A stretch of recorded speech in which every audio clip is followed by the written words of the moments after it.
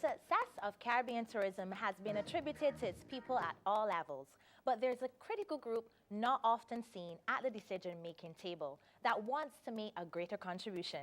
We call ourselves Generation Y, youth.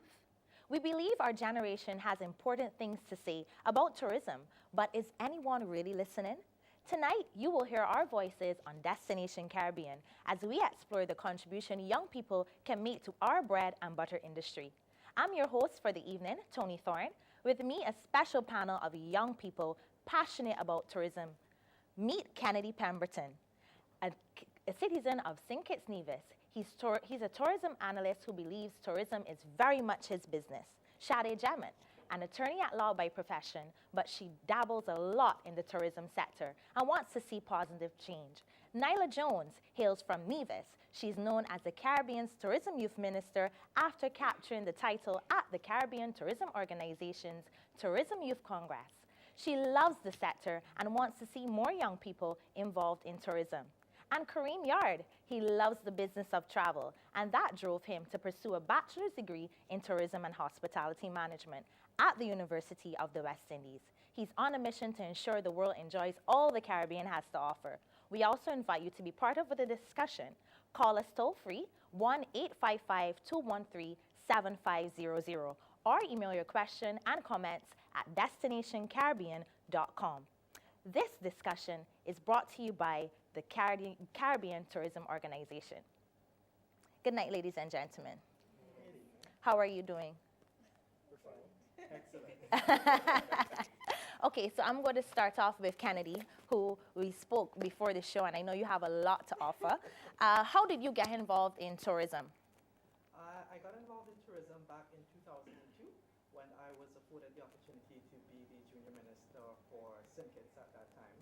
And so I really stumbled into tourism as a career path. It wasn't an industry that I thought about in terms of going in for a career, but having attended the Tourism Youth Congress, I really fell in love with the industry at that moment, and I decided to pursue a career in tourism from that time on. What about you, Shade?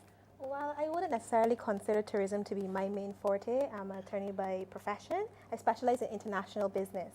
But I believe that we all have a contribution to make. I believe that through international business, for example, there is a niche that we develop called business tourism, as well as entrepreneurship is growing.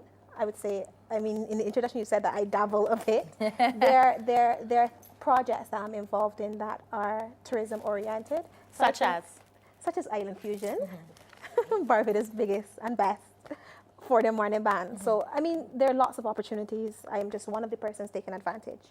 What about you, Miss Jones? Actually, tourism is not my career choice. Probably might be in the future. But I came across tourism when I was chosen to represent my school at the Tourism Youth Congress in Nevis. And I initially won and represented in Martinique, and I won that also. And I gained interest in Martinique when I was handed a brochure on different career choices that can be offered. And since I take an interest in public speaking, I decided maybe I can take a career in advertising my island through marketing in tourism. Very good. And Mr. Yard? Okay. Well, I wouldn't necessarily, like many of the members on the panel, I wouldn't necessarily say that I intended to be directly involved in tourism. I have a very avid interest in aviation. I was going to be a pilot. And so that, I would say, is what proliferated my interest into the industry. And that, I hope, is on this show tonight, I hope I'm able to showcase that there's a dynamic going on in our society where there are some individuals who have interest in tourism management, and there are some who are not necessarily motivated to be in the tourism industry. I hope to be able to show that tonight. And before you go on, as a representative of the tourism management class at UWI, I'd just like to extend our appreciations both to the CTO and to CMC for us being here tonight. Thank you very much, CTO. Just a question to all of you. Do you think that young people are given the opportunity to sit at the table as it relates to tourism? No, as a youth myself, I don't think that I was, I think that the only reason I am here is because I'm the junior minister of tourism. Other than being an ordinary person, or if I was interested in tourism, no one would know that because there is no program or anything there to bring us together to discuss our ideas or anything which involve tourism. And I agree with that perspective. I really don't think that currently there's a place for young people at that level in terms of discussing tourism, planning the way forward, that sort of thing.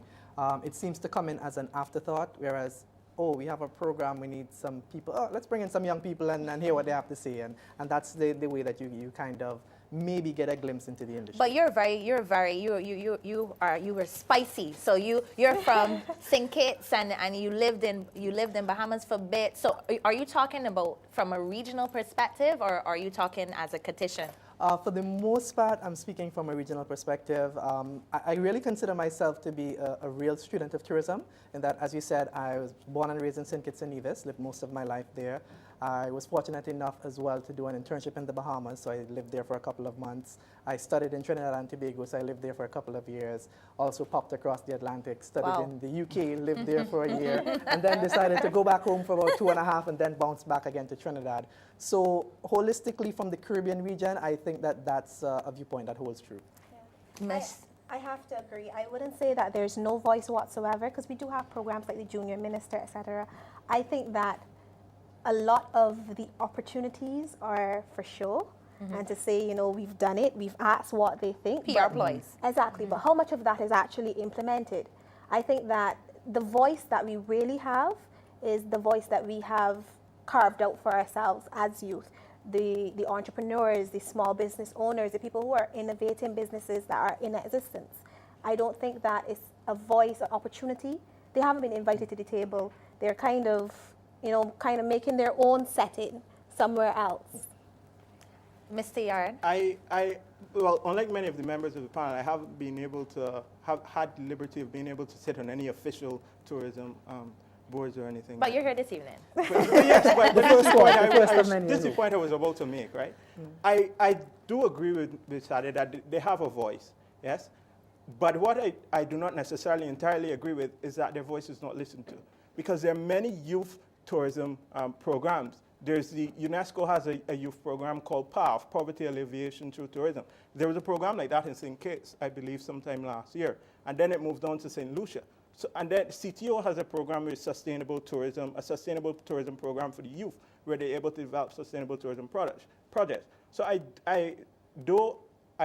would not necessarily disagree that they are not, there's room for improvement. I do believe that we have a voice in the management of the industry. A whisper.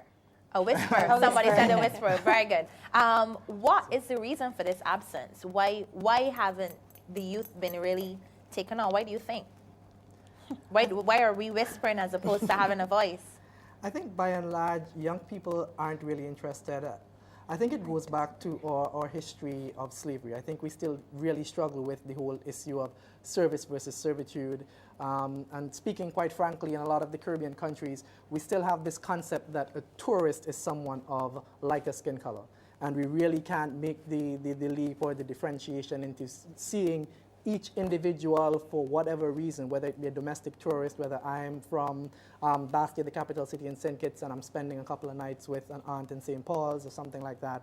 And so in that sense, we really haven't found our way, and there's still a lot of work to be done in that particular aspect. And you think that this mentality has kind of trickled down to the young people of today, and that's the reason why they're not interested? Because I remember when I decided to go to Trinidad to study tourism, an upstanding adult in society, they looked at me and they said, "So you plan to learn how to make beds?"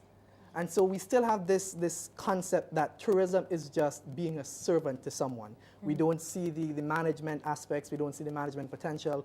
I mean, we have no understanding or no idea of what the general manager for an international 5-star, 5-diamond property makes. The traveling allowances, the bonuses, the basic salary, all of the perks, those sort of things. You know, those kind of things just pass us by and we think, okay, he's either going to make beds or they're going to put him in the kitchen. I am seeing Sade, shaking her head at you, disagreeing.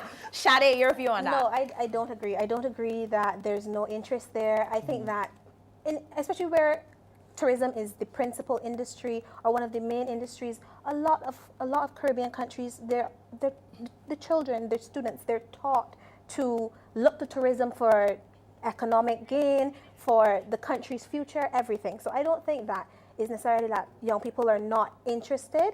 I mean, when you talk about the management opportunities and they're not interested, they're not aware of the management opportunities. Take a look at UE. The majority of persons who go into UE go into social sciences and they do management degrees. So I don't think that is accurate at all to say that. Do they do management degrees with a focus Exactly. to help the tourism sector? Or? No, I'm not necessarily saying that, but I'm saying that, you know, if you're coming out with a management degree and tourism is the main sector and there's a need there, you know, obviously there will be gravitation towards that.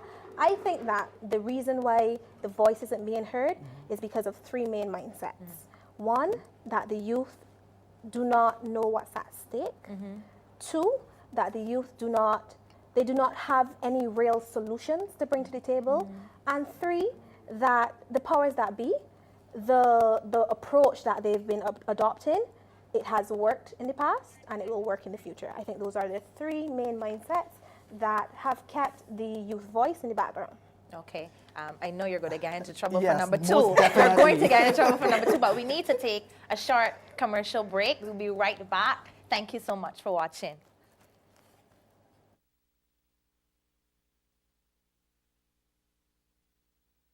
The authentic channel for all things Caribbean, bringing you Caribbean news, Caribbean sports, Caribbean entertainment, Caribbean travel and festivals. Advertise on the CaribVision platform, reaching across the Caribbean in over 21 countries, and now in the U.S. market on Cablevision in the New York tri-state area, and coming soon to Canada and the United Kingdom. CaribVision, the eyes and ears of the Caribbean. This World AIDS Day, we celebrate our creative and committed young people of the Caribbean. Join us on CaribVision for the premiere of the music video of the winning song from the Live Up I Like Myself Caribbean Radio Song Contest. See the winners, Jamaica Youth Theatre. Hear the professional music track by Grammy-nominated musician Nicholas Branker. And see the exciting music video by Selwyn Get Busy Brown, filmed on location in beautiful Jamaica. Catch the music video launch of We Love Yourself by the Jamaica Youth Theatre. They believe the Caribbean can realize the vision of zero new HIV infections, zero discrimination, and zero AIDS-related deaths for an AIDS-free generation. The music video premiere of the winning song from the Live Up I Like Myself Caribbean Radio Song Contest this World AIDS Day on CaribVision at 8:30 p.m.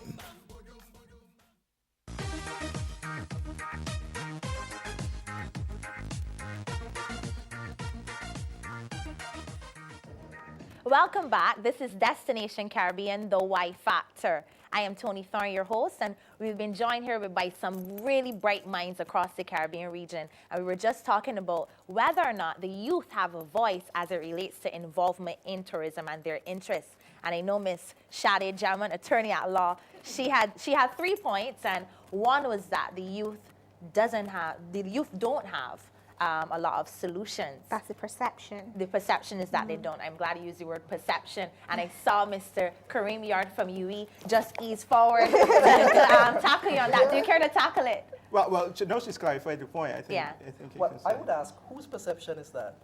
Well, the persons who direct policy, I think in large, I mean, let's be very honest. The Caribbean islands, the mainlands, the Caribbean region as a whole, along with the rest of the world, but because we have small, vulnerable economies, we're really facing economic crisis. We've put a lot of our eggs, if not all, in the tourism basket. And really and truly, we need to be looking for every possible solution to the situation. And the youth is not where that focus is going necessarily. I mean, this is a start. Having a forum like this is a start. But in large measure, is that where we're going for solutions? Are we going to the youth? I'll give you an example. Last week, I was on my way to work. I was driving to work. And on the news, the morning news, it said that there was a clip. And Don't say the station, please. No, I won't say the station. There was a clip, and they were talking about tourism. And they were saying that the lion's share of our visitors are tourists or middle age and above. And that we have, and having an aging clientele, and I quote, we have a problem. I mean, when you talk about the presence of the youth voice at the table, I think that speaks volume as to what is the impact of not having the youth voice. Okay. What I mean, I like. Go I ahead. definitely need to disagree with two of the things you've said. I mean, you spoke about being taught, but being taught does not equate to interest. I mean, I was taught many things in high school. I was taught Spanish, but that didn't interest me in terms of becoming a Spanish teacher or moving to a Spanish-speaking country. And the second thing about this perception, and youth not having much to offer, that is totally irrelevant in terms of if the powers that be perceive young people as useless, to quote-unquote paraphrase what you've said, that's irrelevant. like that. Because if young people see themselves that way, then we have a problem. But if young people don't see themselves that way, then we need to step up and challenge the status quo. Do you think that But- young people see themselves that way? Do you think that they feel that they Definitely have? not. I think young people feel a lot of times boxed out in terms of not being able to contribute, not being given the opportunity to lend a But hand that's essentially what I said. to bring forward those solutions. Kareem. But I think there's a dynamic here, which I began by this discussion by saying, I think in the youth, in the society, there are some persons who are directly involved in tourism, there are some who are indirectly involved in tourism. And the perceptions of the two are vastly different. Because the ones who are directly involved in tourism, the ones that go to UE and they do the tourism management and those programs, they see a way out for the tourism industry. They see it being sustainable. They see a means of developing the industry. Now, the ones who are not directly involved in tourism, I'll give you an example. One time I was at UW, I was going into the library, and I came upon a friend, and they said to me, they asked me what I was studying. I told them tourism. They said, that is dead. I quote them. I quote, that is dead. I was at a political science meeting the other day at UWI. These are who are going to be your future tourism finance ministers or economists. Sorry, your future finance ministers and economists. Now, these are in the indirect bracket, that bracket of persons who are not directly involved in the tourism. And they have said to me, we need to move on from the tourism industry. We need to find something else because they essentially said it is outlived its I will prime. answer your It has outlived question. its Did they prime. find a solution? They were talking about diversifying into things like alternative sector and alternative energy and that sort of along that path. But I think the critical point is really to understand that they don't see tourism as being the way anymore. So whereas we see tourism and we see a path for tourism development because we have understood the intricacies in it and came up with solutions for its evolution, we can sit here and make those and lay out that path, chart that path. But if we refuse to involve those who are directly involved in the industry, we're going nowhere. Sade said that we put too many eggs In one in one basket, and that basket is actually called tourism. Right. Do you think that we're at the tipping point now where we need to diversify our interests, or do we continue holding this basket in our hand and going to market with the eggs in? I wouldn't necessarily disagree that we need to diversify. In my classes at UF, I've made that point. We need to diversify into other sectors. Their point was that these students who don't believe in tourism anymore, they believe we need to do away with it. And I think what they fail to understand is that the type of tourism that we have been practicing is what is dying. There's a path for tourism. But the type of tourism that we have been practicing is not it.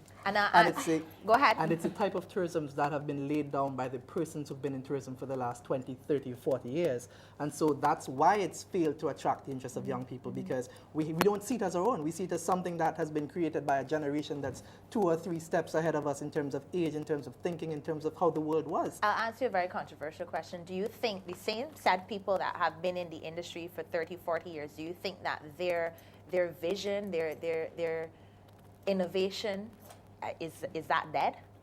I think it may be on life support. Let me put it that way. I think a lot of the times, and it's just human nature, we get comfortable in a routine. We get comfortable doing something the same way for 5, 6, 7, 8 years. And so here is this young chap who's inexperienced, who might have just come out of school with a degree, who says, hey, why not we do something else as opposed to that? And they look at you as if, but I'm the one with the experience. You don't know what you're talking about. We've been doing it and we've been getting along just fine. We've been surviving, yes, but at the end of the day, the persons who are supposed to carry it on think that the industry is dead. So at the end of the day, when those persons retire, which is pretty soon, 3, 4 years, they're out the door, then we basically have a product that's dead. And I think what you hit on earlier is really the key in terms of, I believe it's the type of tourism that we're practicing that has seen its usefulness being outlived. What and I think we really need to, as a region, we really need to look outside the triple S tourism, sea, sun, sand, and the occasional sex. So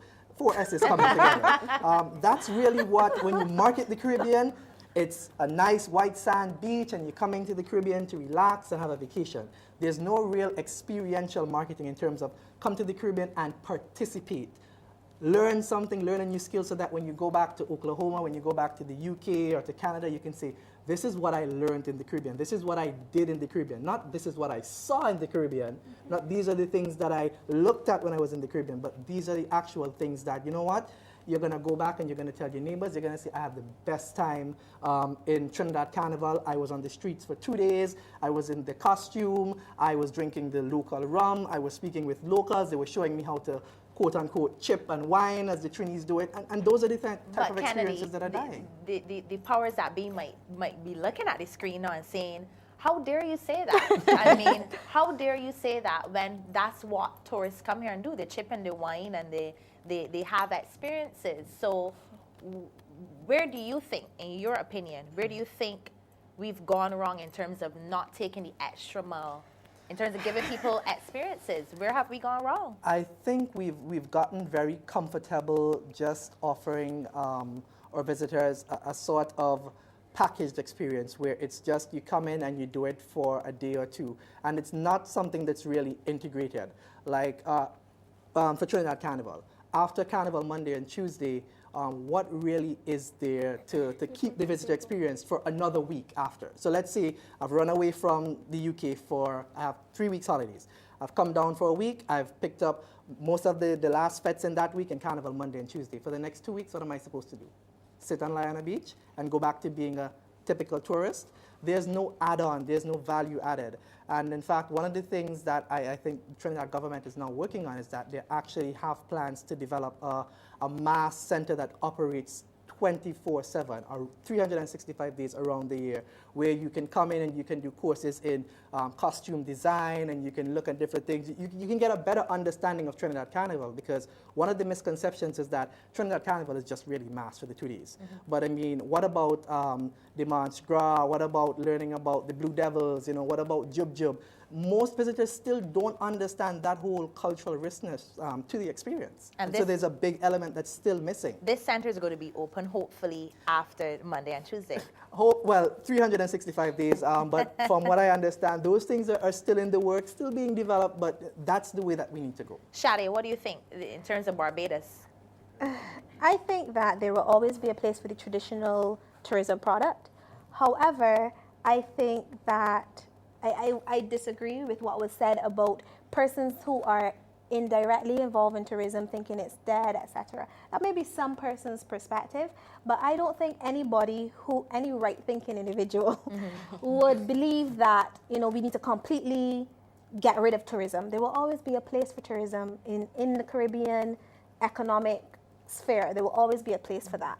But what we need to do is diversify. We need to have ecotourism and heritage tourism and cultural tourism and business tourism. We need to see that we need to see ourselves as more than sand, sea, those kinds of things, and we need to package ourselves that way. There's some of us who do a very good job of that. Jamaica, excellent. They market their culture in a way that no one else in the Caribbean does. Are you disappointed? Dominica. Are you disappointed with the I'm going to be specific because you're from Barbados. Are you disappointed with how Barbados is marketed?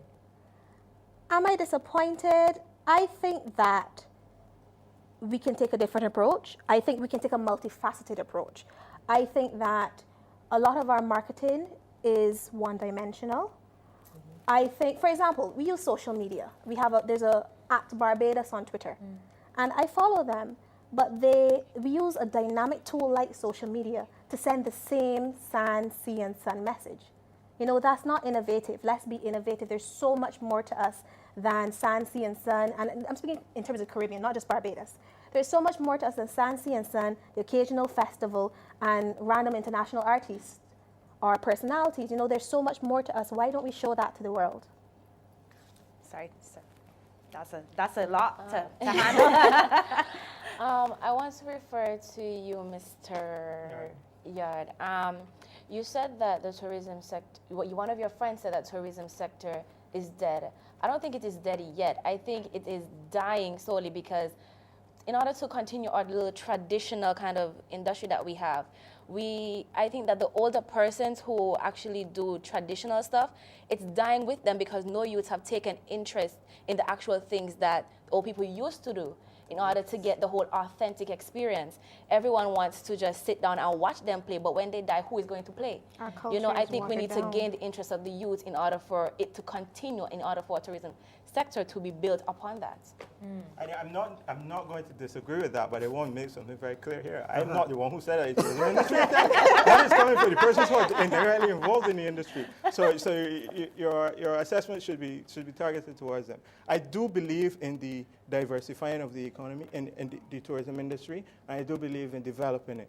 And in one of my classes at UWI, I tried to coin this term, nichitizing, sorry. What's that? Developing niches all over. We want a niche product here, niche product there, because you know what that does? I think it brings us back to the experiences that Mr. Pemberton was talking about. And when you have tourists developing in that sphere, they want new experiences, that can give you that. And it gives you a diverse cross-section of experiences which the visitor can tap into. I also want to make a point in terms of sorry. Yeah, go ahead. In terms of tourism specifically, I find throughout the region, we look at our industries in pigeonholes, we compartmentalize them, but we have to realize that they're all interconnected. I spoke earlier about international business and there being an aspect of tourism that is business tourism.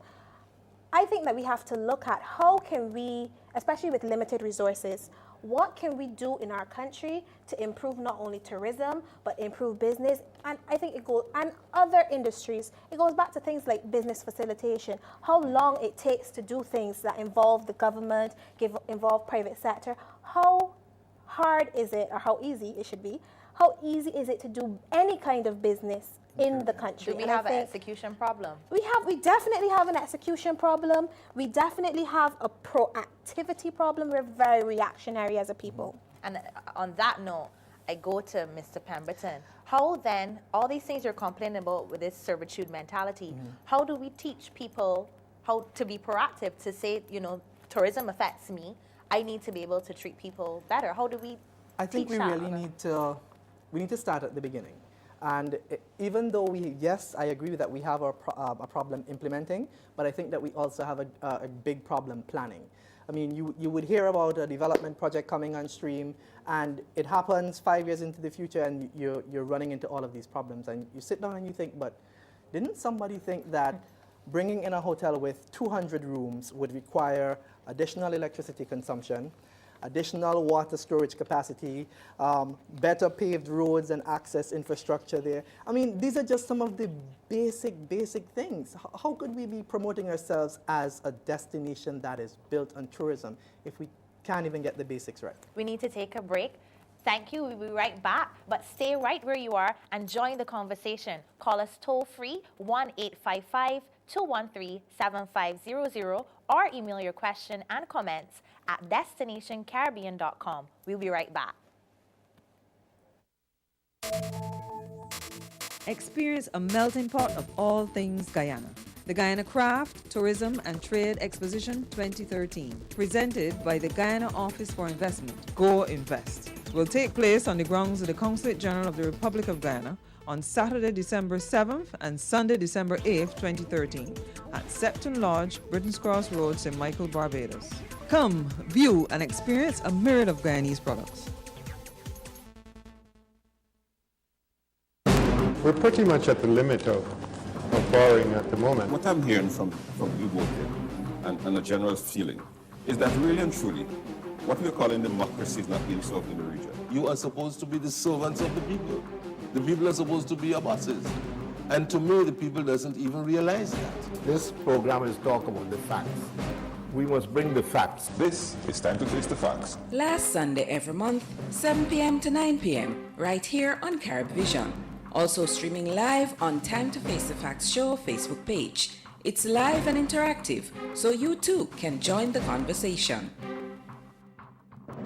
If you want the eyes and ears of your customers, then there's only one place, Carib Vision, the authentic channel for all things Caribbean, bringing you Caribbean news, Caribbean sports, Caribbean entertainment, Caribbean travel, and festivals. Advertise on the CaribVision platform, reaching across the Caribbean in over 21 countries, and now in the U.S. market on Cablevision in the New York tri-state area, and coming soon to Canada and the United Kingdom. CaribVision, the eyes and ears of the Caribbean. This World AIDS Day, we celebrate our creative and committed young people of the Caribbean.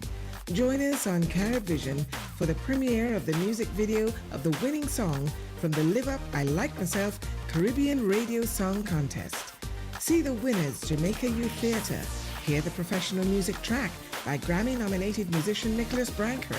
And see the exciting music video by Selwyn Get Busy Brown, filmed on location in beautiful Jamaica. Catch the music video launch of We Love Yourself by the Jamaica Youth Theatre. They believe the Caribbean can realize the vision of zero new HIV infections, zero discrimination, and zero AIDS-related deaths for an AIDS-free generation. The music video premiere of the winning song from the Live Up I Like Myself Caribbean Radio Song Contest this World AIDS Day on CaribVision at 8:30 p.m. We are on Facebook. Join the growing CaribVision community today. Go to www.facebook.com/CaribVision. Be a part of our online family, whether you are located in Canada, the USA, or even farther away. CaribVision is about what it means to be from the Caribbean, our culture, our lifestyles, our voices. Log on or switch us on. CaribVision.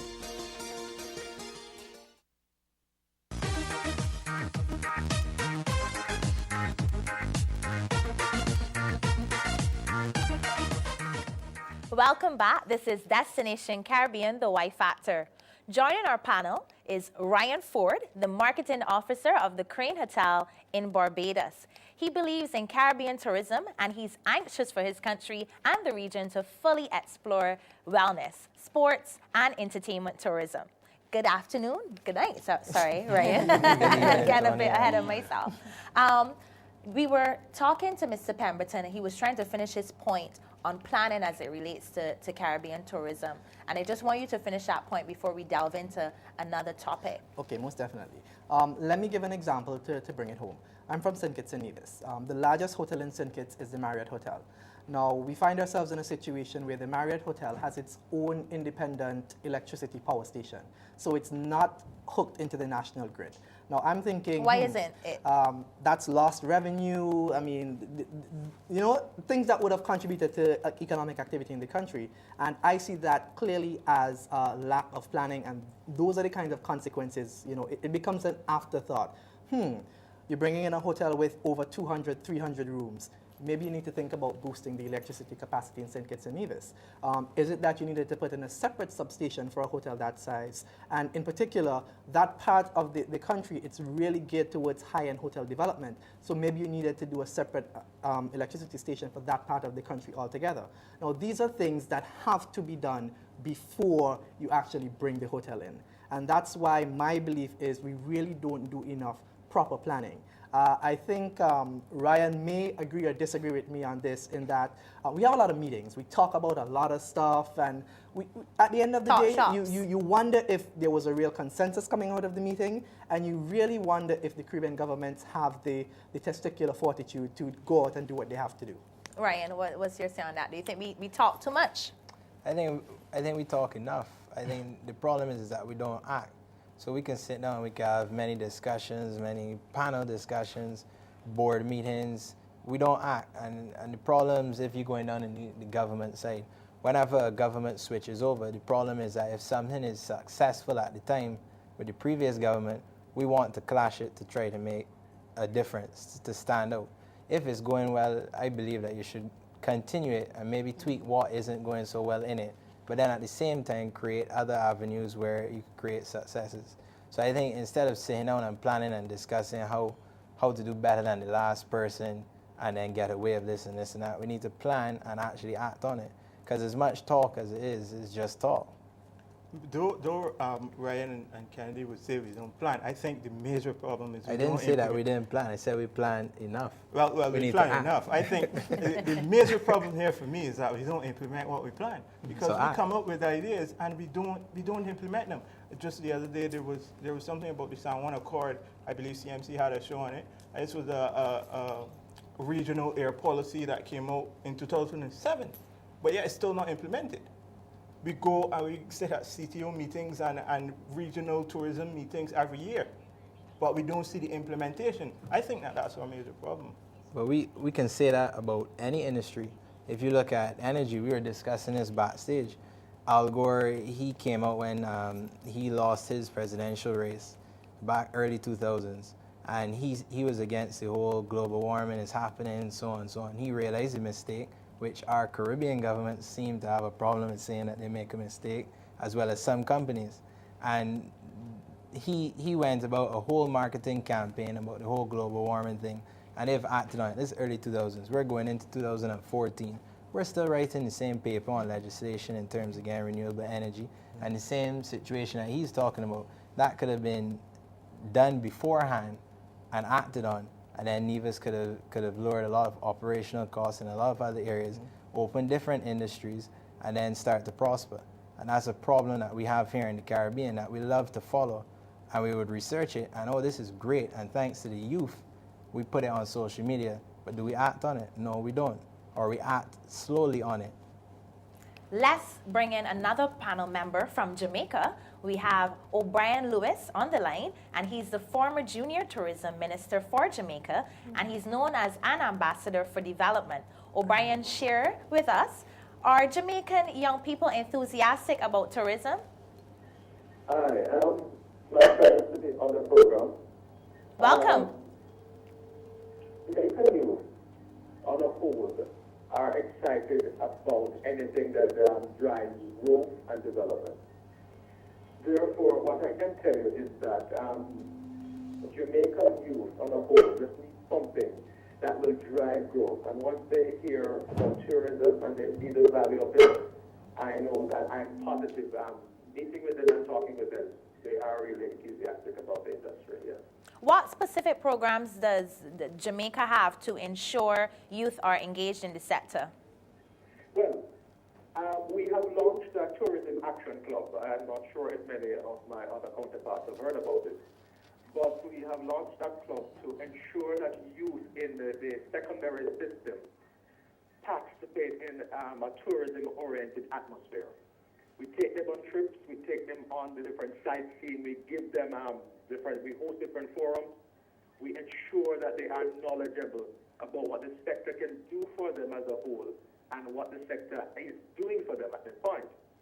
So that is one of the ways we attach ourselves to them, to educate them and to market the tourism around, the tourism on a whole. So that's what we do. And what can... Sorry to cross you, go ahead. As far as I'm concerned, we are trying to develop another strategy. So hopefully by year end we can say something more. What can youth bring to the tourism strategy in Jamaica that's currently missing? Well, interacting with university students, graduates and students who are currently enrolled in the university, and secondary students, when you hear their ideas, when you hear the plans that they have in place for their country, I am more than positive that youngsters, young people have enough thought, have enough idea to make the tourism sector a brighter, a prospect, and a much more engaging industry. But the thing is, as I heard before you called me in, is that we can have all these ideas and have all these plans, but it's the practicality of it and putting them in place. So we see a bright future for tourism, and our young people are really in tune with it. So that's my stance. I'm not sure if my other counterparts will argue with me about it, but that's where I stand. Yes, because I want to bring you, I know you're miles away, but I want to bring you into this discussion that we have here. And we were just talking with Ryan about the Al Gore issue and how we as Caribbean tend Caribbean people tend to be a little laid back. What are your thoughts on that? Do you see that in Jamaica? Is Jamaica exempt? Do you have a whole set of Nephilims walking around in Jamaica that you don't see that? Well, I was at Youth Congress, the Congress a couple months back, and when I heard the address by CTO's chairman, Miss Beverly Nicholson-Doughty, and at that time, I tell you, it caught my attention so much. Because in Jamaica, as any other Caribbean country or as any other practical nation, you'll see that we have this whole box of ideas, this house full of ideas. And when you get to the point of implementing them, you find that there are a lot of cups, there are a lot of trouble. And we take so long to implement good things that when they come into being, we barely recognize it.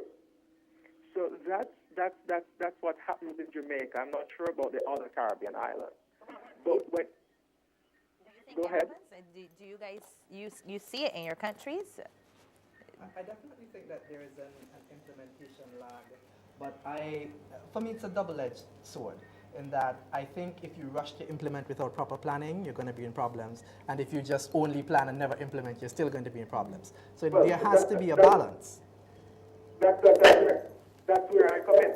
Yes. I tell you this, you can have a good plan, and you have that plan beautifully laid out. You get investigations done, and you find that it can work. The budget can facilitate whatever can be facilitated. And yet still, we have this long lineup, and even in our legal system, you find that dragging. So it can be done, and some of the time we're wasting time. Oh, Brian, I will answer everyone on the panel this question. If you had to be the Minister of Tourism for Jamaica, I'll answer you first, what would you do differently for a week? For a week? That's really short, you know.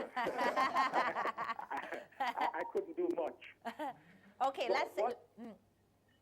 Essentially, what I would do is I would try my best to have as much voice heard as possible.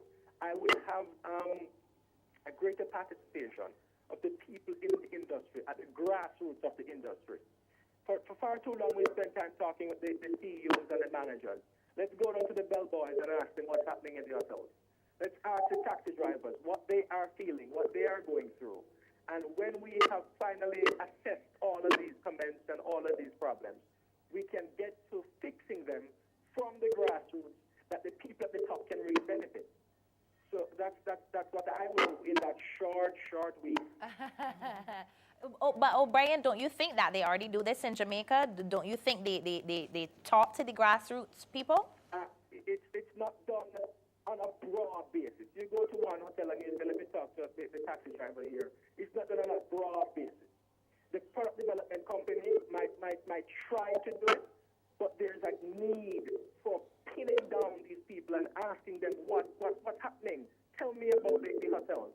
Tell me about the taxi operations. Tell me what's happening around you, and I can deal with it from around you. So I believe that's where the game plays. What would you do differently, Mr. Pemberton? I'd put some serious muscle into developing the study tourism product in St. Kitts and Nevis. When you look at St. Kitts and Nevis, you're seeing a number of little universities popping up, some bigger than others. In particular, Ross University seems to really be leading the charge for persons coming into St. Kitts to live in St. Kitts and study in St. Kitts. It's a veterinary school. And you're seeing a couple of other universities springing up as well. But from all indications, this particular aspect or engine of the tourism industry, it's not really being managed from a public standpoint, from the government standpoint. It really kind of developed in an ad hoc fashion. There was one, then there was something else, there was something else. So very quickly, I'd ask for a budget of about $2 to $5 million. I need to set up a secretariat that processes students, whether it be student visas, whether it be dealing with immigration issues, whether it be looking at land distribution and mapping for university development and expansion. I mean, again, going back to Ross, Ross has practically doubled, near tripled in size over the last 5 years. A university that size, running at about 8,000 or 9,000 students on the island for 4 to, let's say, 4 months every semester. So we're looking at least 9 to 10 months out of the year that they are living in St. Kitts and Nevis. This is not a visitor who's coming in for 2 weeks, staying in a hotel, buying an all-inclusive package, everything, staying in the hotel and being repatriated out. These are people who are going to go to the local bars, drink in the local shops, they're going to patronize the groceries, they're going to rent from persons who have mortgages, they're going to rent cars, they're going to lease vehicles, and that is something that I think we really have not properly developed. You've answered the question from the St. Kitts and Nevis point of view, but you live in Trinidad. So I'm going to ask you. Yes, you have to answer twice.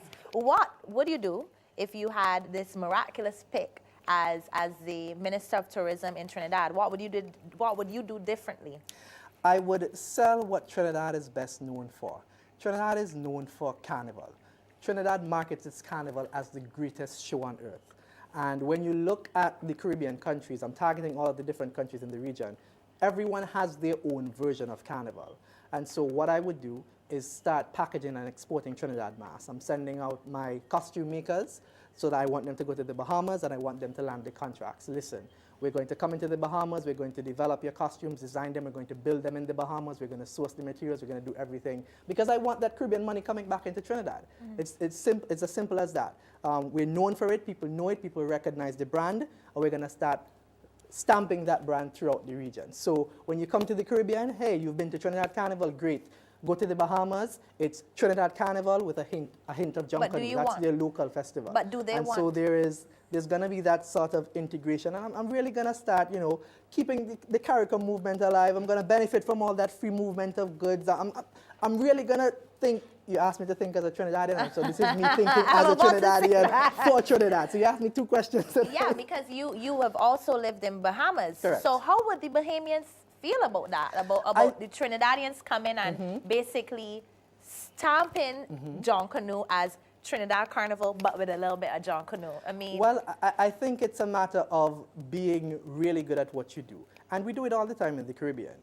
We want to develop geothermal in St. Kitts and Nevis, so we're going to bring in the experts from Europe who have experience developing geothermal. There's nothing different. It's still going to be the Bahamian product. It's still going to be for Bahamians. We're just going to teach the Bahamians how to really bring that international market to their festival. That is something that Trinidad already establishes. You cannot get into Trinidad for the week of Carnival Monday and Tuesday. If you don't book your vacation 6 months in advance for that particular period, you can't get into Trinidad. It's a dead zone. Great idea, but just a yes or no, do you think Bahamians would buy that? I think it could be sold properly. For a very high price? For a very high price. You see, it's all about marketing and perspective. Once the Bahamian government can see this is going to be the economic activity that you can generate from this particular product, we're going to have an inside partner in terms of the marketing and selling it to the local people. Ryan, what would you do? Minister of Tourism, Ryan Ford. Well, if I was blessed to be the Minister of Tourism and Ryan Ford, then my role now, I'm managing the workforce for tourism and trying to generate income in tourists as well as business in general. So the first half of the day, I would sit down with my team and discuss what is going wrong, what is going right, and then start to plan for the rest of the day. The next 5 days, I would start to use that plan of the different industries that I want to go down, the different markets, the different companies, governments, etc. that we want to work with. So the next 5 days, I would start interacting with them. So if I want to go down the sports side, I would start meeting with the players in the sports industry to understand what are their needs. And then the agriculture, I would go to you next. In terms of sun, sand, and sea, I would still go to the environmentalists, because if we lose the coral reef, all you're coming for is the sun. You ain't got no sea, you ain't got no reef, you ain't got no beach, nothing. Maybe some sex. Well, exactly. And then every day I would start meeting them for those 5 days. My last day, since you only given me a week in that ministry. Look at there, y'all taking this thing literally. You gave me a week in that ministry. On the 7th day, I would actually sit down with my cabinet, the other ministers, and explain to them these are the findings. These teams have come up with this, whether they're younger persons in schools, whether they're medical practitioners, whether they're athletes or coaches.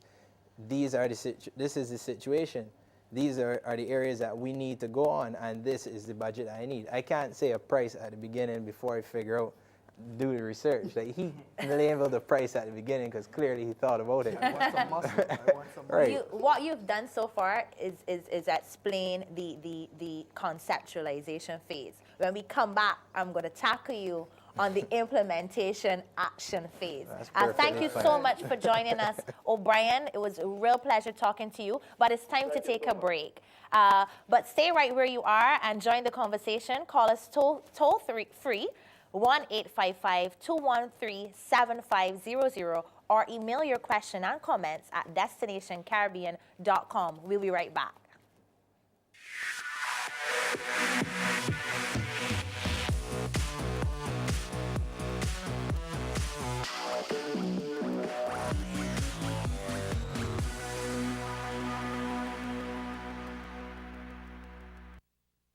We're pretty much at the limit of borrowing at the moment. What I'm hearing from you both here, and a general feeling, is that really and truly, what we're calling democracy is not being served in the region. You are supposed to be the servants of the people. The people are supposed to be your bosses. And to me, the people doesn't even realize that. This program is talk about the facts. We must bring the facts. This is time to face the facts. Last Sunday every month, 7 p.m. to 9 p.m., right here on Carib Vision. Also streaming live on Time to Face the Facts show Facebook page. It's live and interactive, so you too can join the conversation. If you want the eyes and ears of your customers, then there's only one place, Carib Vision, the authentic channel for all things Caribbean, bringing you Caribbean news, Caribbean sports, Caribbean entertainment, Caribbean travel and festivals. Advertise on the Carib Vision platform, reaching across the Caribbean in over 21 countries, and now in the U.S. market on Cablevision in the New York tri-state area, and coming soon to Canada and the United Kingdom. Carib Vision, the eyes and ears of the Caribbean.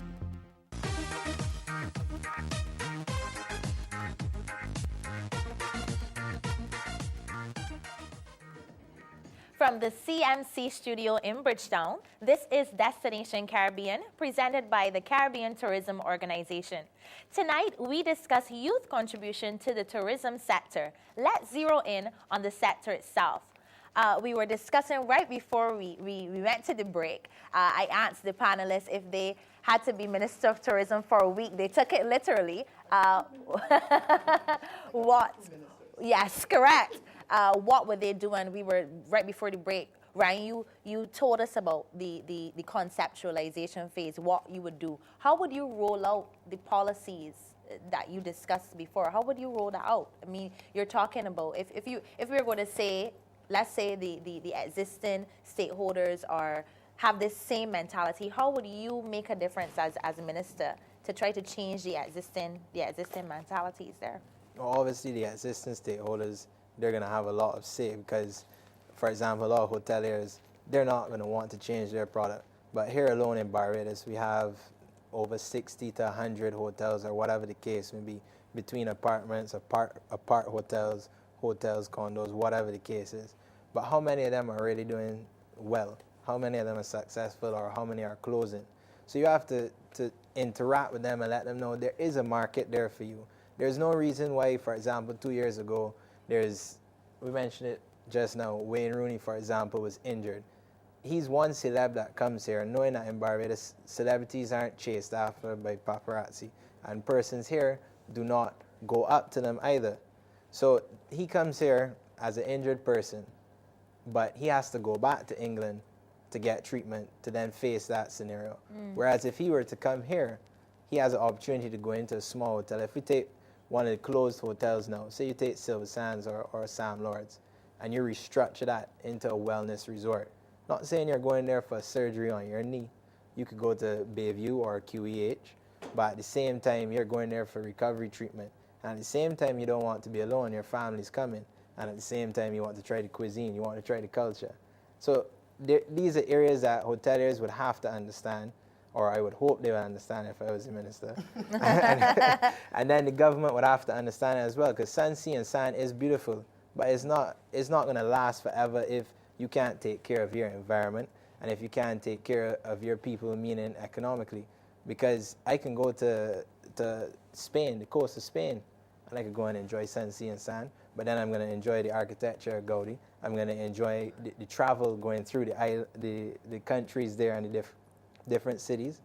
I'm going to enjoy the shopping down here in the Caribbean now. Yeah, the bull run and the tomato and the grease bowl. Exactly. So the implementing process of all of that, you have to explain this to the different stakeholders. And then, of course, through the budgeting that you've come up with, you have to start to implement it. And you don't implement it by doing more research, writing legislation, correcting legislation, and doing this repeatedly, and then 12 years pass, and you're struggling, and you still have sun, sea, and sand. So it's a process, but it's something that has to start. Because if it doesn't start, you're not going nowhere. And you have to take risks. I always say you have to take risks, or else you never had a chance. But when you take that risk, you still have the electorate to face. So if you take the risk, do you think that we don't take enough risks? We don't take enough risks? Well, I believe we're the most educated persons in the world, the Caribbean people.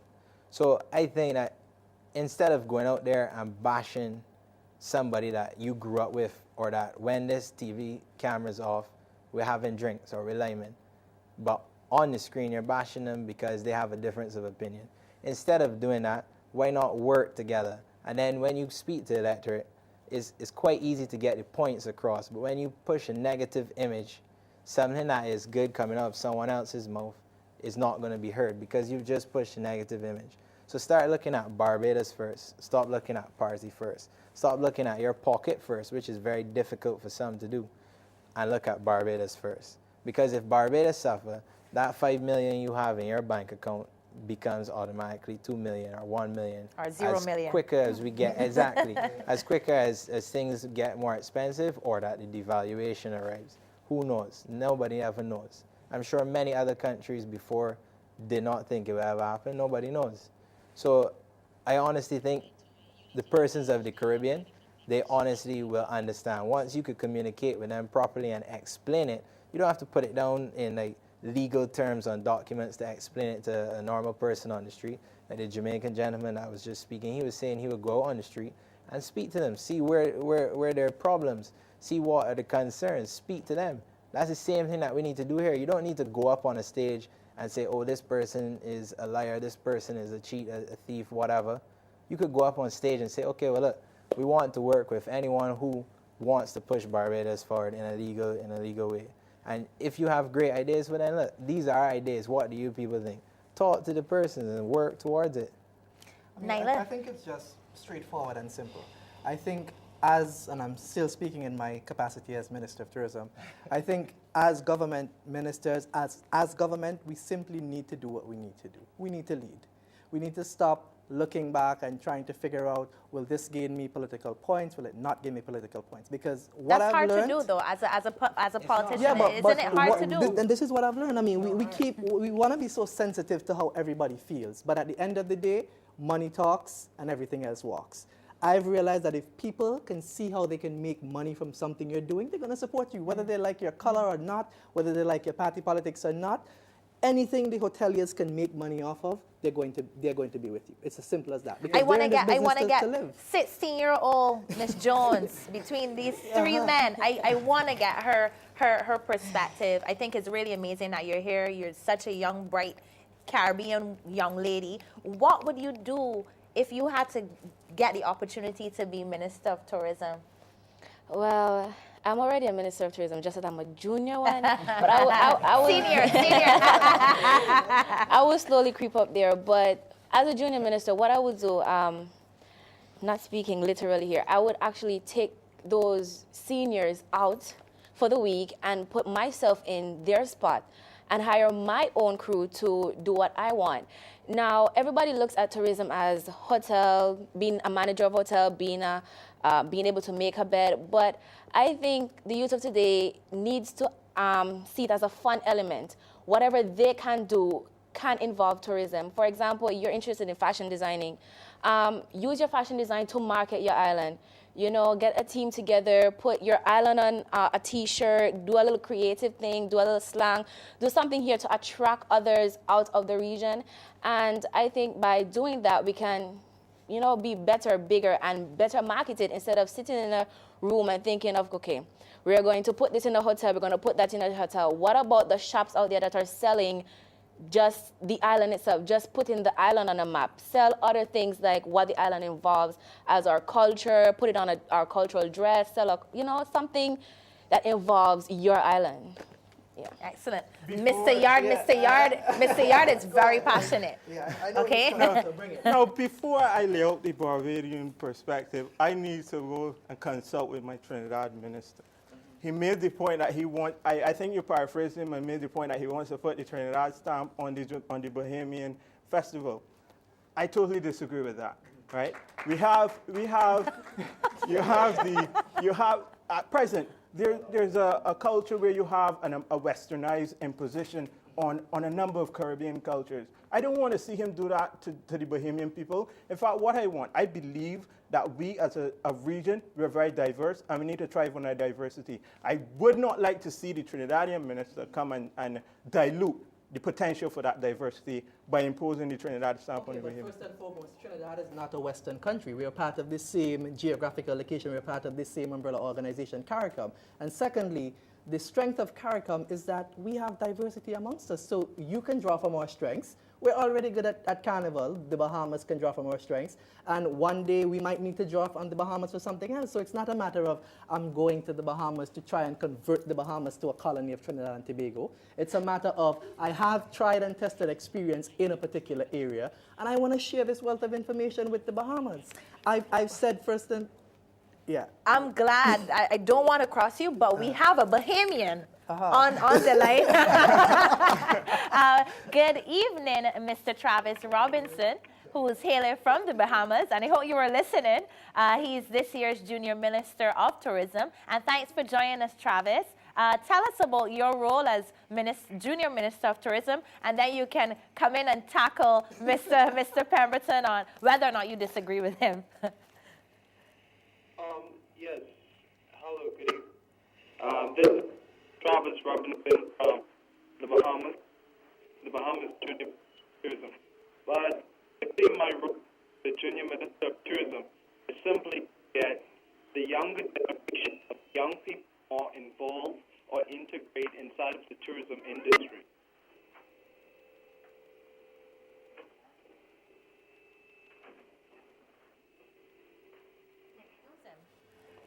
Okay.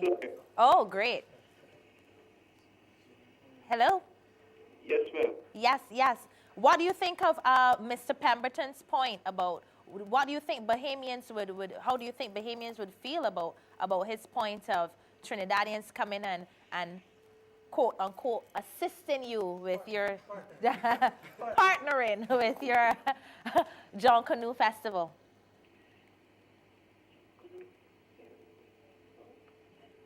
Can you hear me? Yes, ma'am.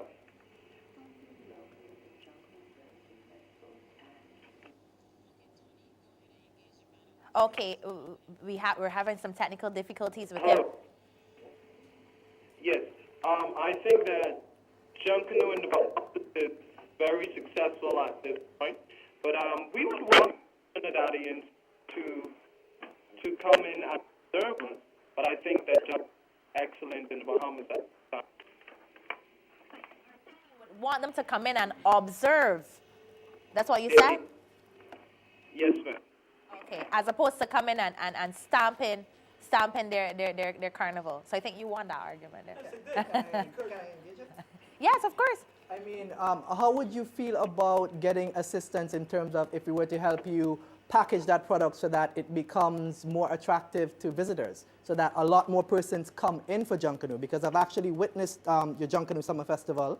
I helped to plan that when I was an intern in the Bahamas Ministry of Tourism, I think 2009. And it's really exciting, it's really awesome. But the complaint I was hearing on the ground was that you're not getting the type of international traction that you used to. And why would Trinidad help that? Why not a consultant? Why not a young Bahamian person? But that's the capacity in which we would hope to function, because we already have that packaged experience that draws that international market. And so it's a matter of sharing best practices.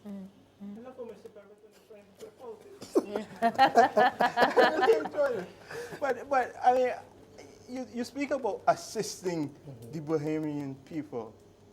I agree with we don't mind you observing. I just do not want you to impose your culture on the people because there is diversity throughout this region.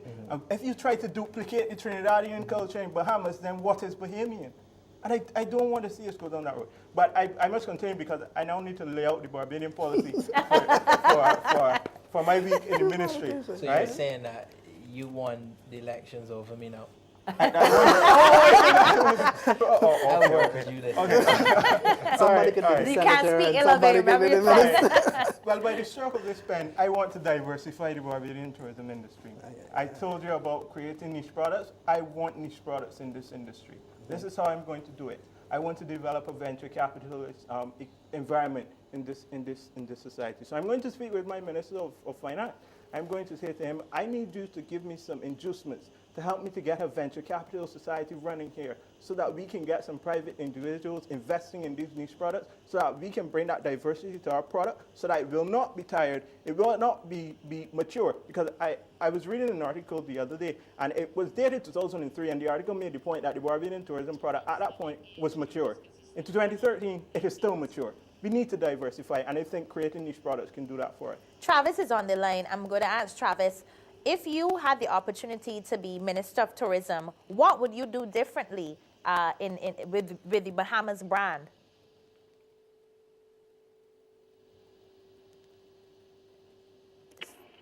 Well, basically, I wouldn't do anything different. Wow. That the tourism industry in the Bahamas is basically thriving at this point. And some of the things I believe that we can do to help the tourism industry develop more is that of educating our young people in terms of what I have been doing as junior minister in the past months, attended the function and speaking to the young people and the school students about the importance of tourism, not only in the Bahamas, not only in the Caribbean, around the world. Also, when it comes to our culture, using the cultures of from the various countries to draw tourists to their specific.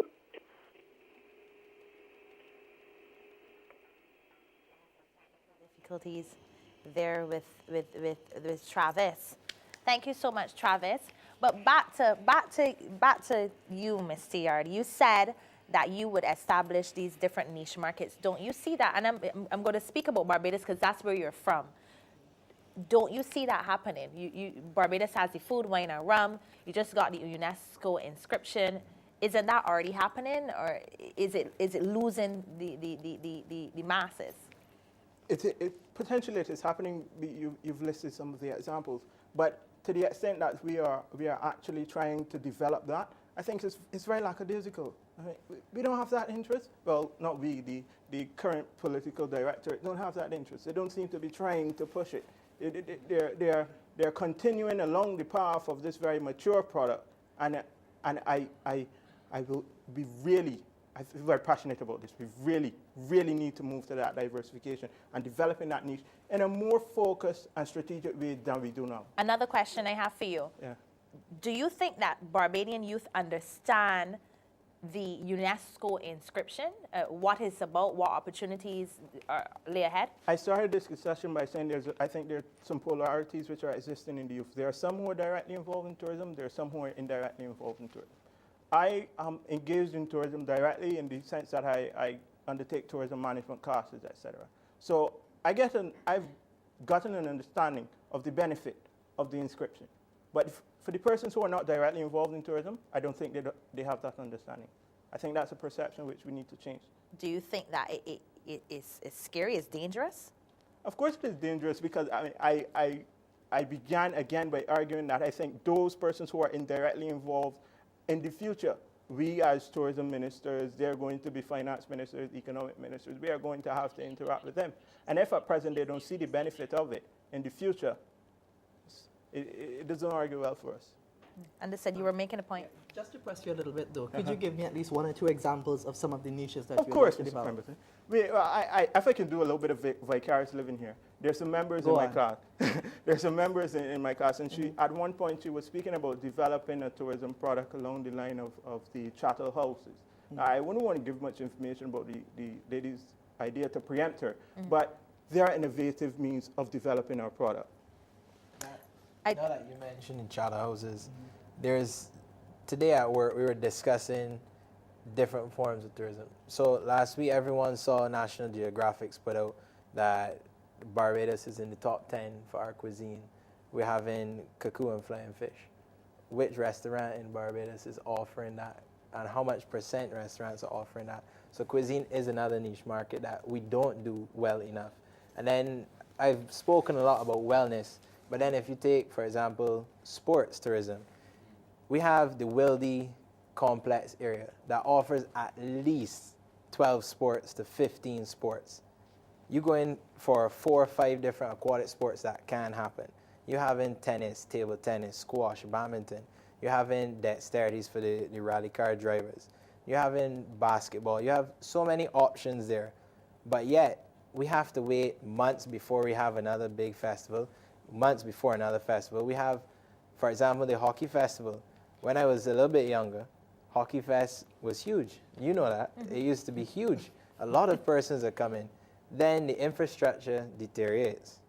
And then what happens? It moves location and less persons are coming in. More local teams are competing, which is nice, but we have less people coming. We have so many opportunities that every single weekend in Barbados, if you just use the Wildy complex, that you can have an event. We have from the age groups of under 8 all the way up to masters, and that's about 15 different age groups. Then you have men, women, then lesbian, gay, bisexual, transsexual leagues that are in North America and Europe. These persons will travel, and South America. You have the disabled persons that are coming for the Special Olympics all across the world. So why not give them sporting events here in Barbados? It's a much more nicer climate to come to all year round. So why is it that every single weekend we can't have a sport event? You would say finances. Yes. So start off basically saying we have 2 a month instead, and then make back that money to the point where you can make it every single weekend. I want to ask you a question. You said just as Barbados Food, Wine and Rum has concluded, and I am very sure that somebody is at the screen waving their finger at you.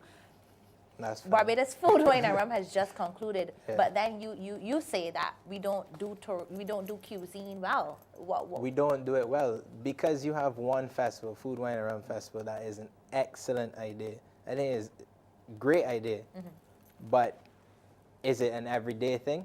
If somebody was not traveling here in the end of November, are they going to witness it here? No, they're not. If I come here in April, am I going to be trying cuckoo and flying fish? And I'm going to try in your house unless the local tells me to go up to Lemon Arbor in St. John, the most beautiful parish I might add. No, of course not. I can't disagree with you there. I can't disagree either. So that's my point, is that you don't have any restaurant here that can stand out and say, okay, myself and the restaurant down the road and down the road that way, we all are serving known Barbadian cuisine. We have restaurants that are setting out Italian dishes, Japanese dishes every time, but they don't want to try and add a Bajan fusion or push the Bajan menu more to make it stand out. Risk aversion may be the problem. I just want to ask Travis one last question, because I know you're on the line and I don't want to discriminate against you because you're not here sitting on the couch. You said that Bahamas is doing very well, so you wouldn't change anything. You think that's amazing. Why has Bahamas done so well? Why wouldn't you change anything?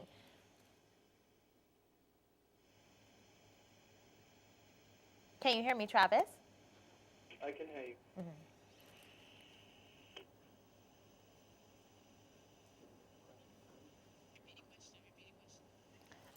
Just in case you had some difficulty hearing, I asked you, why do you think that Bahamas has done so well to the point that you said that you wouldn't change anything if you had the opportunity to become Minister of Tourism right now for a week?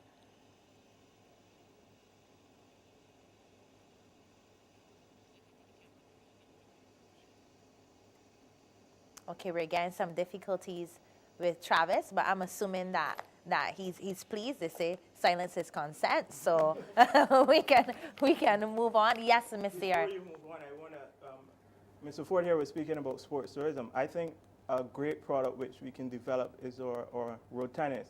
I do believe that road tennis can become a very viable product. I mean, for those who speak about it as who speak ill of it and say it doesn't have the potential to attract that many persons, I say to you, there are table tennis championships around the world where people go to. So road tennis does have the potential to develop, and I'd like to see us move in that direction. Just an interesting note, I do think that there have been trips from Barbados to China and Canada, and they've taken road tennis contingents. Well, China may have been a nice place to push it, but do you really want the Chinese to start playing road tennis? Then. They're going to cut our tail eventually. But it is an interesting thing because I myself, I play water polo. Water polo is in Barbados in the 50s, 60s, 70s. Not many persons know this, and you know what?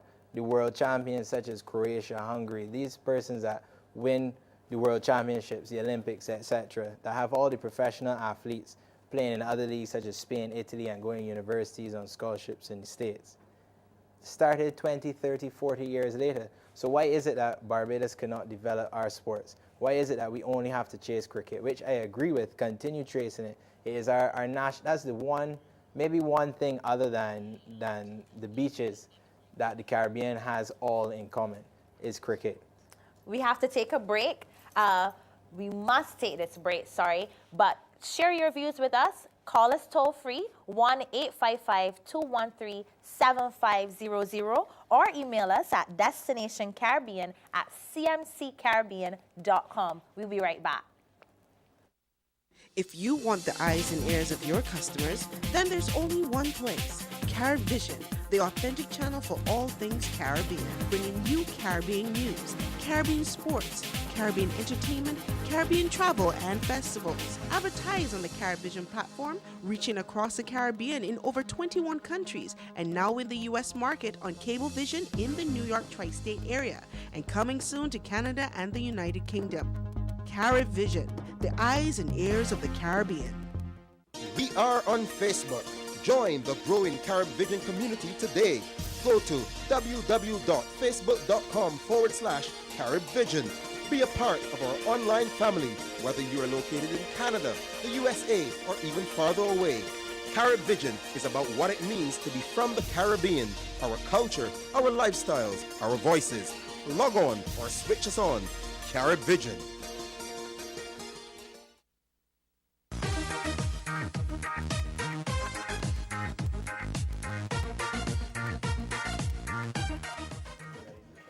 Thanks for staying with us. You're watching Destination Caribbean, the Y Factor. And as we went on break, we started to talk a bit about regional tourism. As we are all here, we're from the Caribbean, and we wanted to really delve into that. Your thoughts on the direction that regional tourism has taken over the past 10 years? I think regional tourism, it's again, I would consider it to be heading towards the direction of life support. And by and large, I think that's really caused by the issue with air transport in the region. I think in particular, being from St. Kitts and Nevis, Liat is the main thoroughfare getting in and out of St. Kitts and Nevis. Of course, there's occasional American or other flights, but that's more or less if you're going to the mainland. So intra-regional travel for somebody coming from St. Kitts and Nevis. Liat is really that air bridge, and I think it really hasn't served us well. And when I say us, I'm speaking Caribbean-wise. It hasn't served us well. The cost of airfare is astronomical these days, as well as the quality of service. I mean, we're seeing things like regular go-slows or work stoppage, or there's always a dispute, or there seems to be an ongoing dispute between Lialpa and Liat management. And I think it's time that we really become serious about dealing with the issues of Liat. To put it out there, my opinion is that Liat will never become profitable and will never be the key player that it can be in the Caribbean if government control is not released from Liat. Simply put, I don't believe governments belong in business. I think they're horrible at it. The track record shows that they're just not good business people. Governments, in my book, seem to be very socialistic. They're very concerned about what will the electorate say? Will I get back in for the next 5 years? How will this affect me in terms of political points? And they're not prepared to put country above self, which, as luck would happen, happens to be the motto for St. Kitts and Nevis. And that particularly bothers me on a level when it comes to LIAT. We have some members of the audience that want to ask a few questions. Yes, sir? It's not really a question, it's 3 quick comments. Mr. Pemberton, I have to disagree with you with regards to the whole Trinidad Bahamas Carnival thing. Reason being, I had the opportunity to live in Bahamas for 2 years, and having been exposed to their Junkanoo Festival, compared to Trinidad, it is more community oriented. These guys are involved in different groups. So if you're born in a certain area in Nassau, you're a Saxon, you belong to a different group. So it's more like a good rivalry in a sense. And so when Junkanoo comes around, it's like, who rushes the best? Who has the best costumes, the best band, the best music, and so forth. So in my opinion, compared to a Trinidad Carnival, where it's more like a, as we said earlier, wine and chip and stuff, that's a whole new ball game. However, I endorse your point as it relates to different policies that they will implement. I know that a couple of years ago, Jamaica and Bahamas, they did something with regards to Jamaica host, Bahama host. I think someone, they saw how one of the other islands did it. I think it was Jamaica, I stand corrected. And then Bahamas took that under their umbrella and make it their own. Those programs look to teach persons involved in the sector, whether they're directly or indirectly, about excellence in service, how to approach tourism, and how to, from their standpoint, in terms of business, go on in promoting tourism at a local level. My second point is that for me, as a young person, knowledge is key as it relates to tourism. I think that as young people, we are not thoroughly knowledgeable about what tourism entails. Earlier in the show, you all spoke about servitude and so forth, and that is true. And I actually did a Bachelor of Sciences in Tourism Management, and the knowledge that I received from there is vast. Tourism is a vast industry. And that brings me to my third point, which is that I agree with you all in terms of the diversifying tourism. I'm a huge sports fan, and sports is a way to go. I mean, you spoke about road tennis. One of the Barbadian champions of road tennis played Andy Murray in road tennis, and he beat him. And that video is on YouTube. We have different football clubs that come to Barbados just to practice using our facilities during the winter periods back in London and the US, and they come here to do that. So I think that sports is a way to go. Heritage is also a way to go. I heard Professor Sir Henry Fraser spoke about heritage, and we as Barbadians, we have so much history to tap into. He has his encyclopedia, the A to Z of Barbados, and I mean, like, these are things that we could tap into. I don't want to hold the show anymore, but I'm just passionate about, tourism. Thank you so much. We have a call from Trinidad. We're going to take that. I know we're getting very juicy. I know you want to get into the Red Jets and the LIAT fiascos, but let's take this call from Trinidad. Good night. Thanks for joining us. Hi, good night. Good night. Hi. So I've been listening to the program. I'd like to thank everyone for their contributions so far. Really good contributions coming from all our panelists. What I wanted to deal with specifically was Mr. Pemberton and the whole idea of taking Trinidad Carnival and trying to possibly dilute festivals such as Junkanoo in Bahamas. At first I thought it's a bit, I said, why would you want to do something like that and take our product from Trinidad and carry it to an island like Bahamas and dilute it? And then I realized for a second, when I really thought about it, it's already being done. When you look at a lot of the costume designs that we are taking from Trinidad and taking it to smaller islands such as Antigua, it's already being done. And I thought even more, we are not only taking the designs, but we are actually importing as well. We are taking Trinidad designs and costume as is, and we are taking it to islands and having people play in those exact same costumes. And remember, I looked at my costume being portrayed in Antigua, so it's already being done. Same color and everything? Same when color. When you look at something like that, it's about focusing on your strengths, as Mr. Pemberton said, and it's being able to say you are selling a brand. And if your brand, as in Trinidad, is producing wonderful costumes and you're being able to produce this at a mass production, I say yes for it. Okay, thank you, that's it. Thank you so much, ma'am. That call was from Trinidad for Trinidad. I agree with her more that I've heard her point, because when you see it, I think what you were more or less trying to get at is that you're trying to show how you can create that festival, how to improve it. So you look at the weaknesses that Junkanoo may have. I don't know personally, but if they have any weaknesses, then Trinidad, who are excelling at it, can come over and assist with it. Not to change it from Junkanoo now to change it to Bahamas Carnival. No, that's not the situation. And in terms of the costumes, a lot of those costumes from Trinidad, when it came to Barbados, there was a stage where our best bands in Barbados were being told that, oh, your costumes are the same, it's boring, and so on. These same best bands now have stepped back up because the Trinidadians have assisted, or they've gone over and done their research, which the Bahamians can do as well. But then you have to look at South America. Brazil and Colombia's carnival, those costumes are on another level. And if you look at Trinidadians' costumes 15, 20 years ago and see where they've come, you can see that they're also following a trend. And to me, I don't think it's that you're following it and piggybacking off of it. That's not the case. You're following it to learn. And then you're implementing different services. I know some people that may disagree with you and say all of them look the same, a brassiere and a panty and a few feathers and beads. Well, then again, that may be more of the, sad to say, the elderly persons. They all like to say these things every carnival, and it doesn't change. But you see, that's the thing, and it goes back to what's our definition of carnival, what's our definition of mass?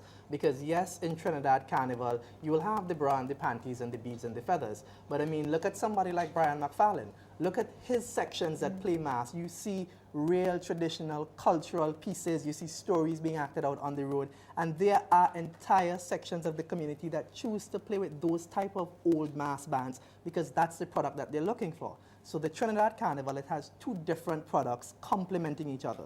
There's the younger, more youthful, look at me, I have the absolutely fantastic body that I want to show off. I come down, I get a nice tan, I go back home, I brag to my friends. And for those who come down with their parents, their mom and dad, who don't necessarily want them playing next to them, mom and dad could always feel free to play with McFarlane, and you know, they get the same experience, they're enjoying the same music, they're enjoying the same culture, and again, it's an opportunity to bond. So we have a question from the audience. Yes, sir. Okay, it's more of a comment.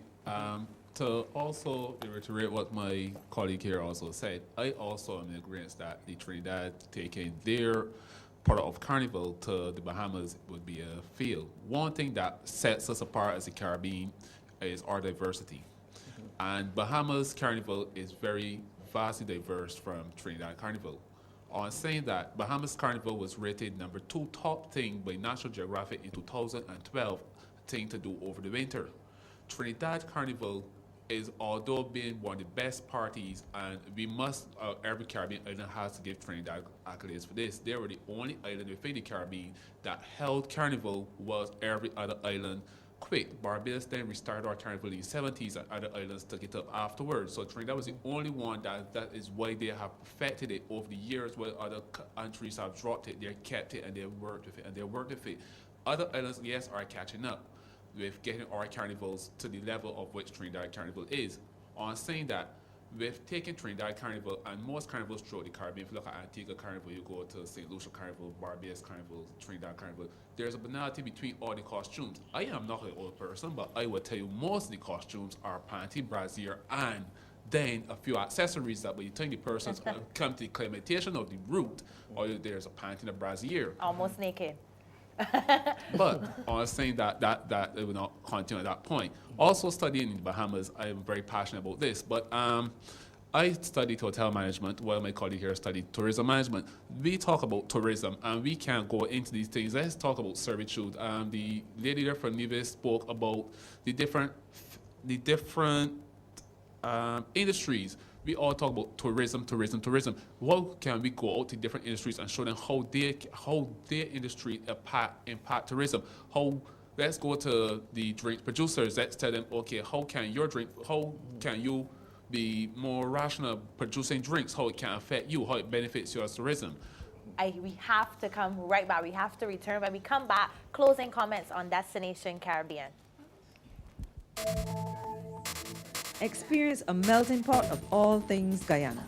The Guyana Craft, Tourism and Trade Exposition 2013, presented by the Guyana Office for Investment, Go Invest, will take place on the grounds of the Consulate General of the Republic of Guyana on Saturday, December 7th and Sunday, December 8th, 2013 at Septon Lodge, Britain's Crossroads, St. Michael, Barbados. Come, view and experience a myriad of Guyanese products.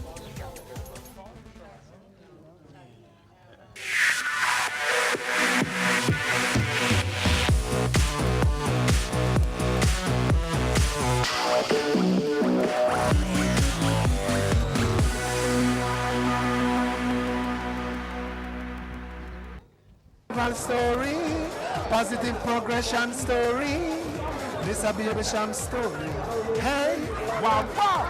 You're watching Positive Progression TV show. I just had to put that out there and let them know what's up, man. To all the people in the Caribbean watching the show, we're on the CaribVision Network. Yeah. So St. Lucia, Bahamas. Yeah. St. Lucia, Bahamas, all of that. Barbados. Barbados. So all those people out there, let them know what's happening. We're coming at you. We here. Yeah. On the BT carpet. It's not the red carpet. It's basically aqua green carpet.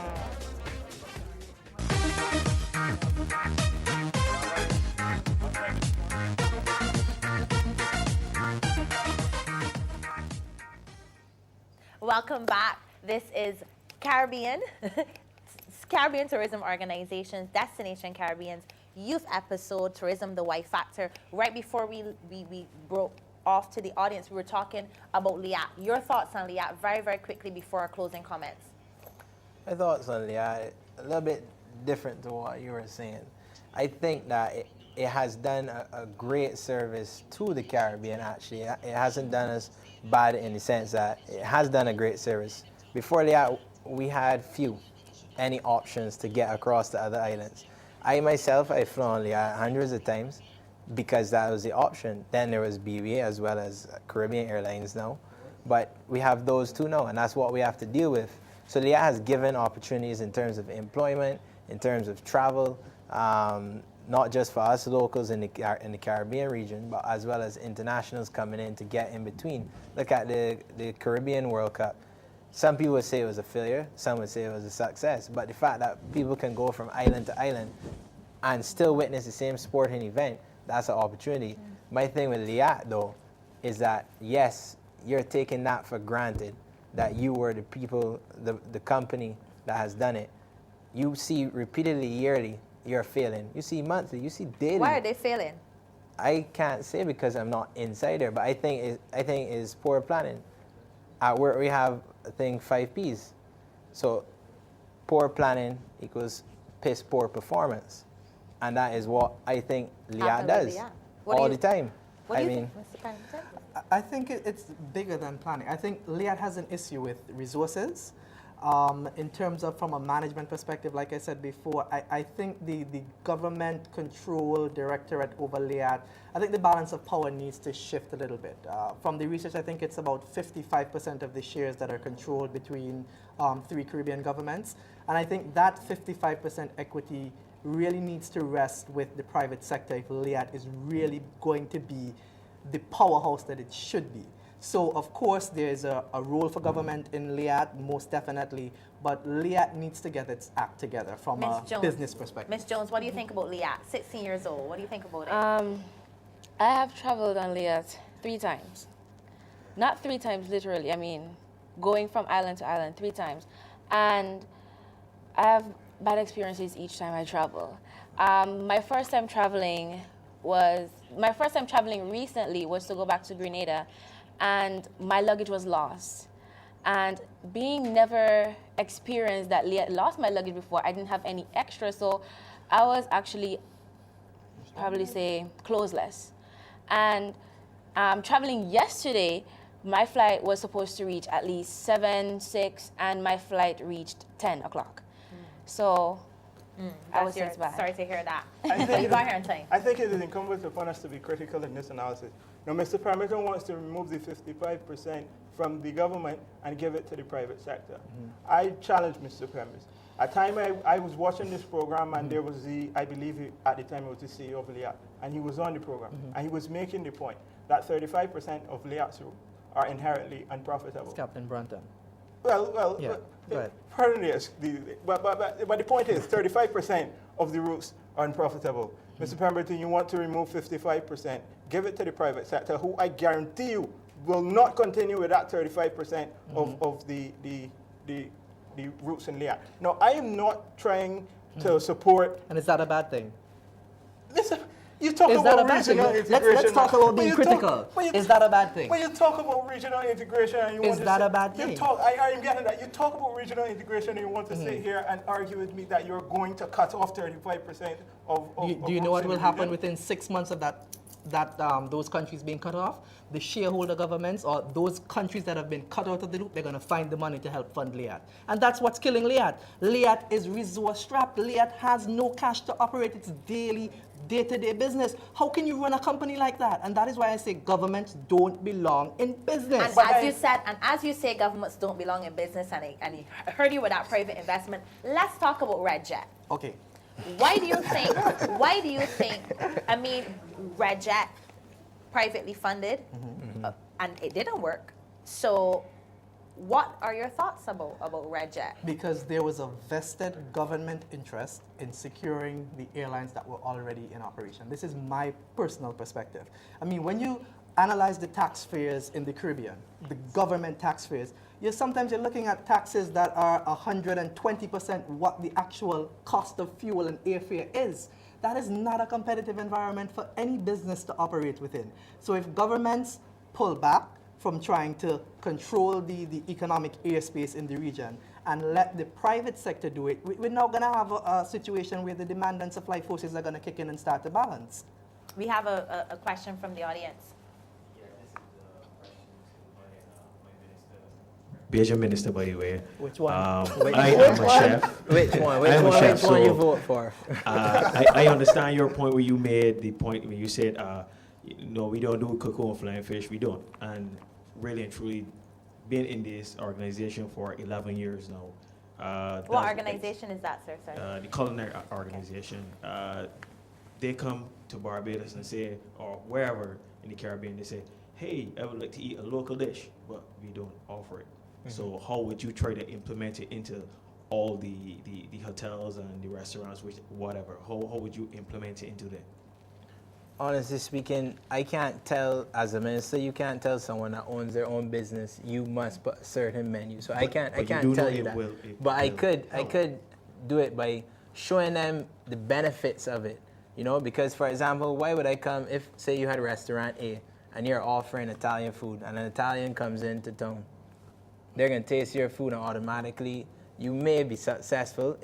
To us, it tastes great, but to them, it's not like how it tastes in Napoli. It's not how it tastes in Barry. Well, no, don't do that. I'm not saying you specifically. I'm not saying you specifically. Again, they don't come for their own food, and they've said this already. Right, but that's what I'm saying. It's your hand. Exactly. Even if you think, I am going to think that it tastes awful. Right, but if I could take a if you speak to any tourist that comes here, the majority of them would tell you, my best food was on the street or in Oystins or Bats's Road.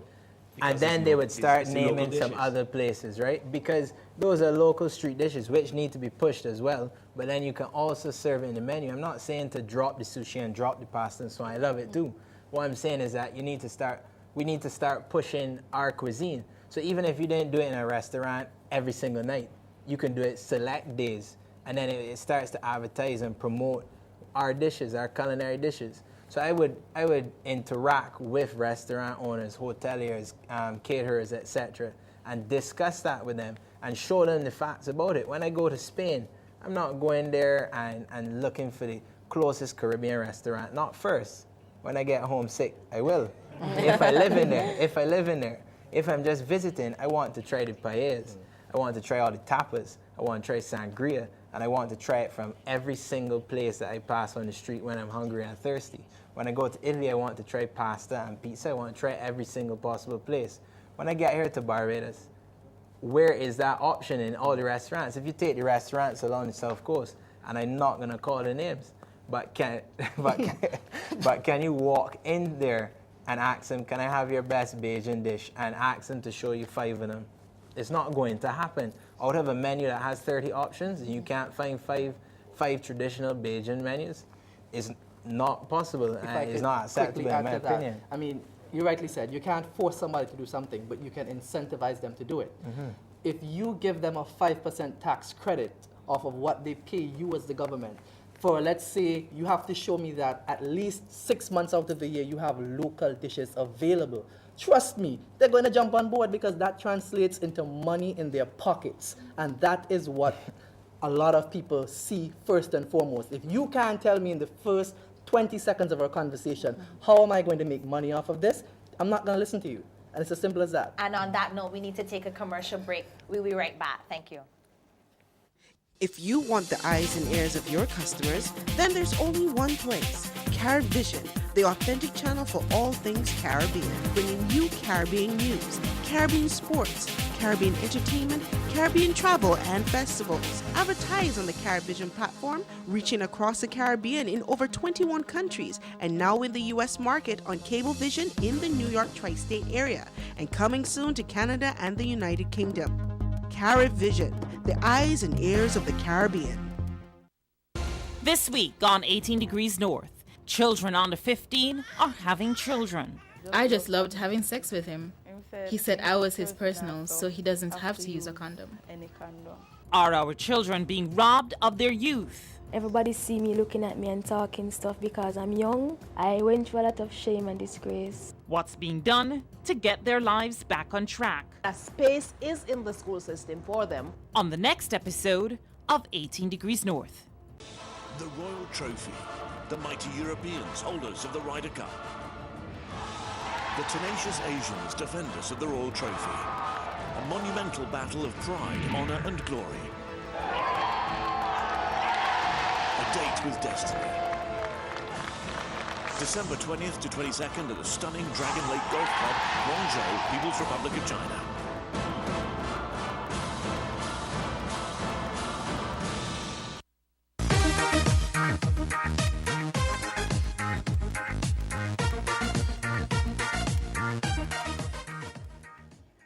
Unfortunately, our time is up, but the conversation continues. I know we were getting really juicy with Rajat and Liat. Final comments. It could be on Rajat and Liat if you want to say.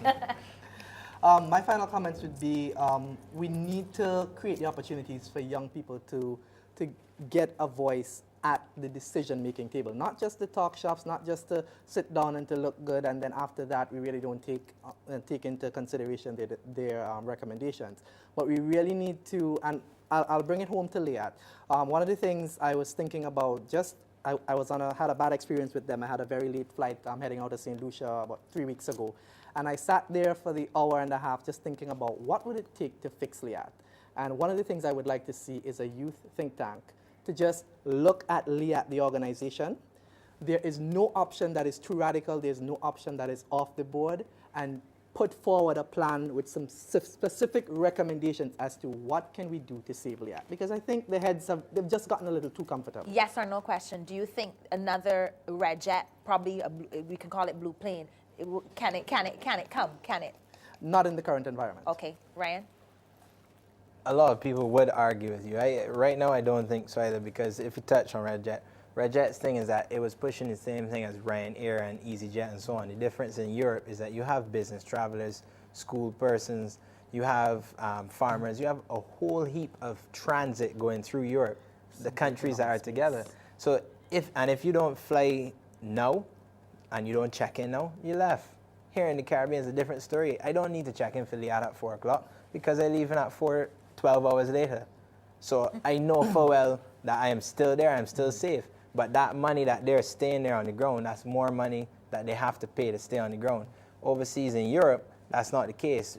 Ryanair deals with 20 minutes to offload, 20 minutes to put back on, and they're gone.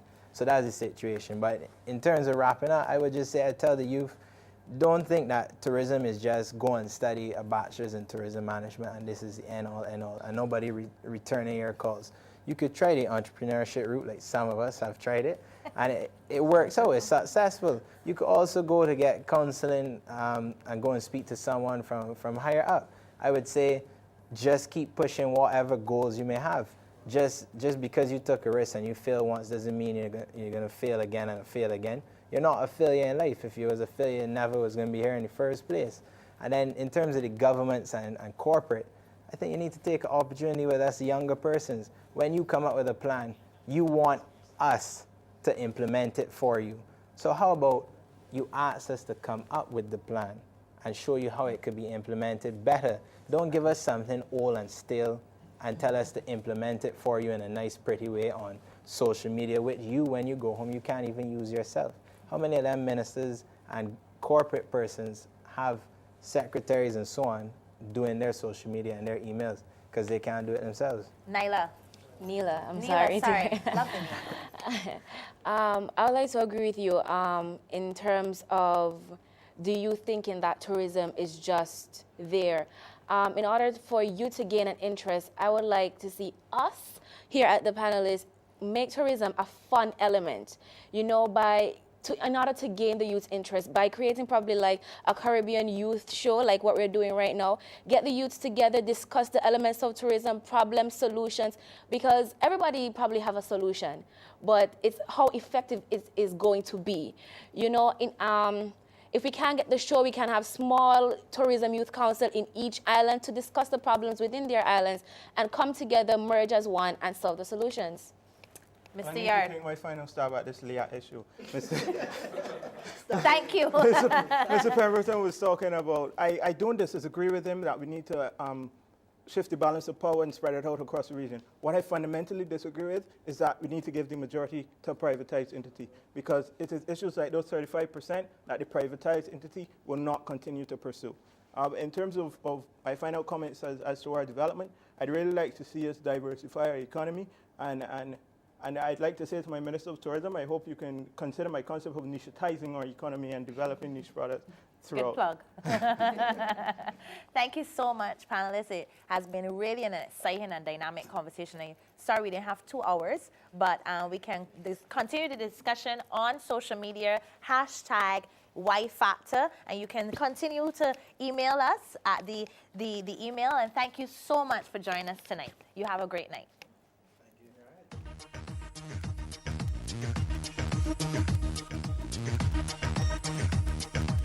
Thank you.